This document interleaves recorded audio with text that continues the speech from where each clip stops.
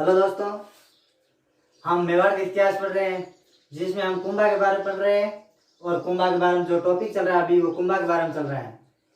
कोई बच्चे सोच रहे होंगे कि ये पूरा नहीं करवाएंगे, लेकिन मैं आपको वादा करता हूँ कि आपसे पूरा भी जितना भी राजस्थान का इतिहास है उसको मैं पूरा करूँगा। और राजस्थान की जियोग्राफी है उसको भी मैं 1-2 दिन में शुरू कर रहा हूँ।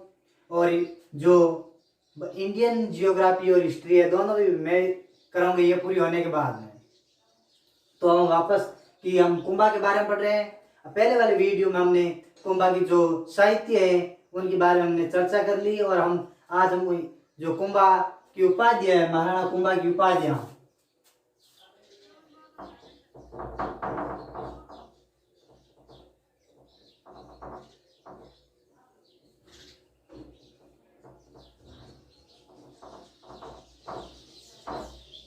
महाराणा कुंभा की उपाधियां कि महाराणा कुंभा ने बहुत सारी बहुत ही अपनी उपाधि धारण की, जो तरह की उपाधि धारण की। जैसे महाराणा कुंभा ने पहले तो महाराणा की उपाधि धारण की। महाराणा जो मेवाड़ के जितने भी शासक थे वो अपने आप को एकलिंग जी का दीवान समझते थे, क्योंकि हमारे जो शासक है वो एकलिंग जी है, हम तो उनके दीवान हैं। जब हमने पढ़ा था पहले वाले वीडियो, आप देख लीजिए, नहीं देखा तो, कि बप्पा राव ने हम पढ़ा था, उसमें हमने कहा था कि बप्पा राव ने एक मंदिर का निर्माण कराया था, एकलिंग जी मंदिर का निर्माण। उसमें कहा था कि हम तो एकलिंग जी के दीवान हैं। क्या है? एकलिंग जी के दीवान हैं। उसके बाद महाराजा धीराज,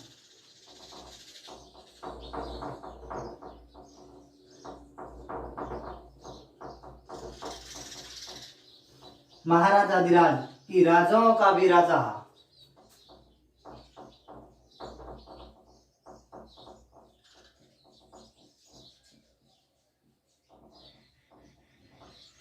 अपने आप क्या कहा? महाराजा धीराज कि मैं राजाओं का राजा हूं, महाराजा धीराज। इसके बाद अभिनव भट्टाचार्य,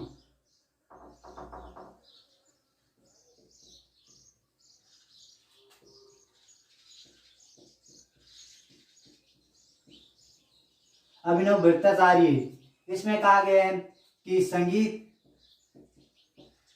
का ज्ञाता, कुशल ज्ञाता।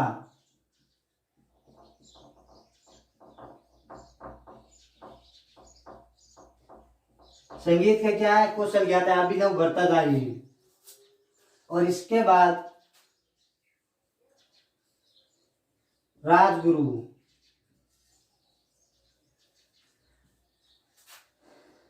राजनीति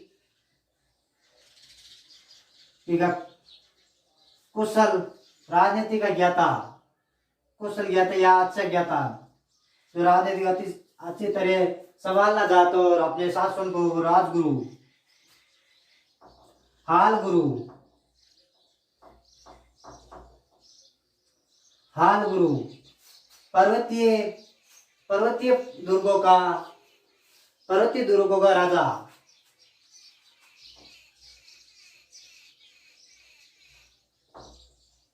पर्वतीय दुर्गों का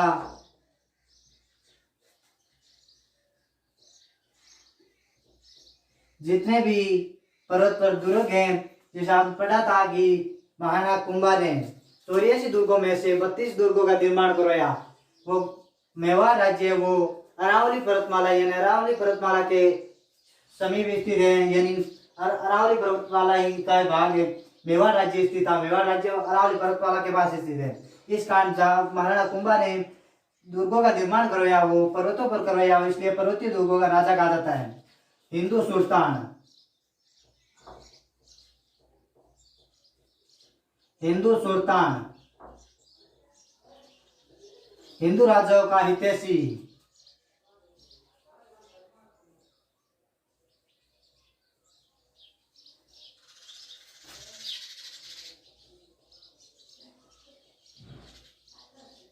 हिंदू राजाओं का हितैषी कौन है? महाराणा कुंभा की। हिंदुओं के जब भी कोई संकट आता था महाराणा कुंभा उनकी सहायता करता था। और इसके बाद में शैल गुरु, युद्ध युद्ध कला में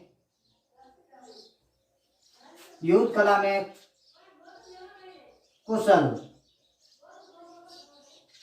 युद्ध कला में कुशल क्या है? युद्ध कला में कौशल है, जे युद्ध कला में कौशल है, शैल गुरु कहते हैं। इसके बाद में चाप गुरु,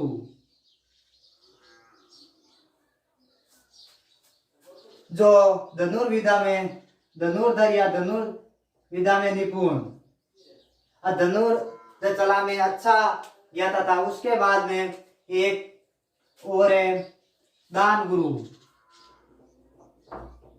कि वो जो दान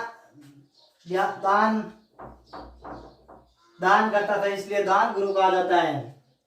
इसके बाद हम कुंभा के जो यानी विद्वान थे उसके समय में, उनके बारे में हम चर्चा करेंगे। ये उनकी महाराणा कुंभा की उपाधियां, और उपाध्याय के बाद में हम उनके विद्वान हुए जितने भी दरबार में, उनके बारे में चर्चा करेंगे। पहले पढ़ते हैं, कुंभा की एक पुत्री थी,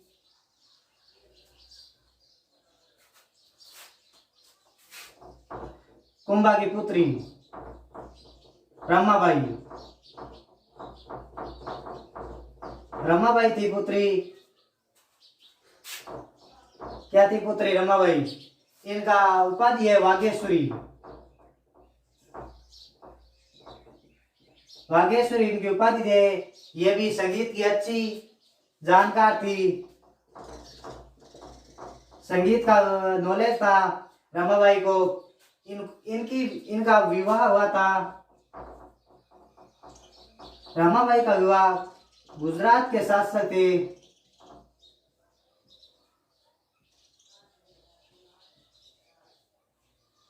गुजरात के साथ एक मुंडलिक चतुर थे, उनके साथ इनका विवाह हुआ था रमाबाई का।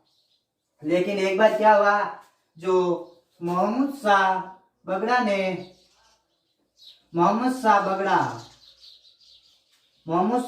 ने गुजरात पर आक्रमण किया।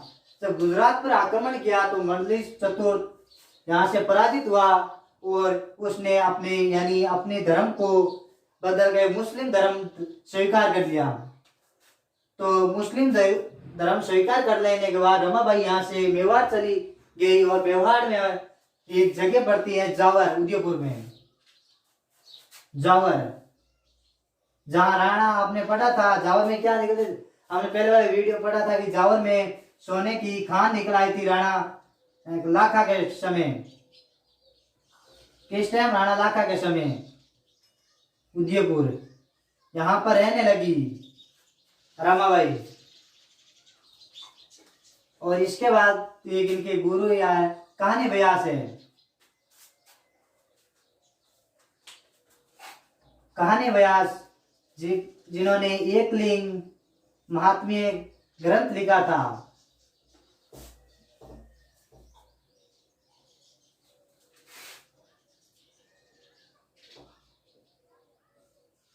कान्हे व्यास या कानड़ व्यास दोनों एक ही है।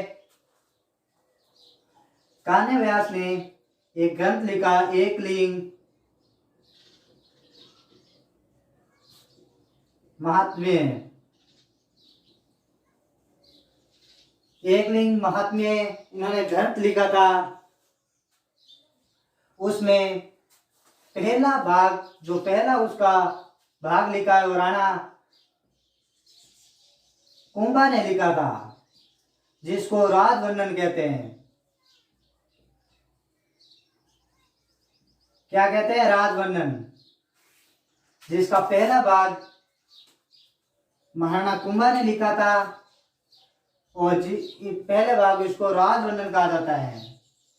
उसमें एकलिंग यानी उनकी आर्थिक स्थिति के बारे में बताया हुआ है। कान्हे व्यास ने उनकी जो मेवाड़ राज्य में जो आर्थिक स्थिति कैसी थी उस टाइम राणा कुंभा जब, उसके बारे में इन्होंने एकलिंग महात्म्य में लिखा था। और पहला भाग वो लिखा, वो महाराणा कुंभा ने स्वयं लिखा था, उसको हम राजवर्णन कहते हैं।